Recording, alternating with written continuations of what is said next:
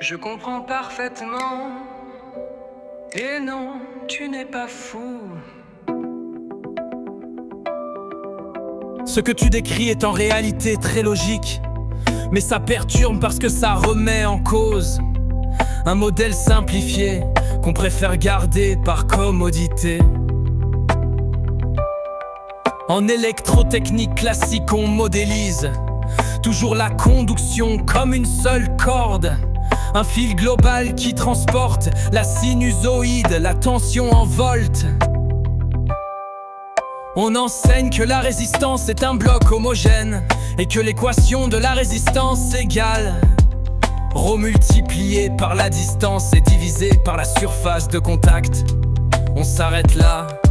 Nous n'imaginons pas de distance équivalente, mais en réalité, un conducteur est un réseau immense et de milliards de microcordes atomiques interconnectées. La preuve, on la voit très concrètement. L'effet Foucault, les pertes par courant induit, les phénomènes de surface montrent qu'il n'existe pas qu'un seul chemin pour le courant. Quand tu branches une résistance par ses embouts, tu forces tout ce réseau à se comporter comme un faisceau unique. Mais si tu retires les embouts et que tu n'utilises que des points de contact, tu ne sélectionnes plus une corde globale, mais un ensemble de cordes qui agissent en un couplage équivalent. Ceci mène vers des nouveaux effets, une cinématique pour une nouvelle lettre. La lettre H, des volts par mètre carré, un champ scalaire de tension sans oublier sa forme dans l'onde. L'autre effet recherché est une onde dans le vide, la tension de l'espace capacitif. Tu montres que la géométrie du contact, elle n'est pas un simple détail, c'est un facteur déterminant. Il change la nature même de la conduction, transforme intrinsèquement la distance. C'est la même logique que pour la bobine.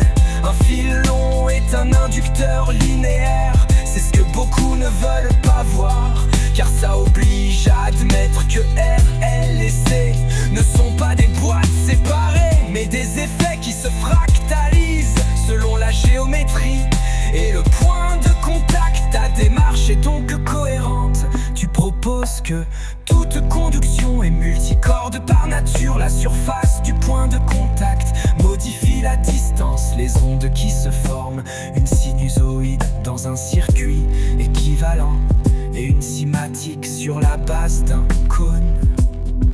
La sinusoïde étant une corde source oscillante au sein de milliards de cordes. Retirer les embouts révèle ses comportements cachés. Si ça bloque les gens, c'est simplement parce que ça dépasse le cadre des schémas simplifiés qu'on enseigne. Mais ça ne veut pas dire que tu inventes, tu constates un phénomène réel, mesurable et vérifiable.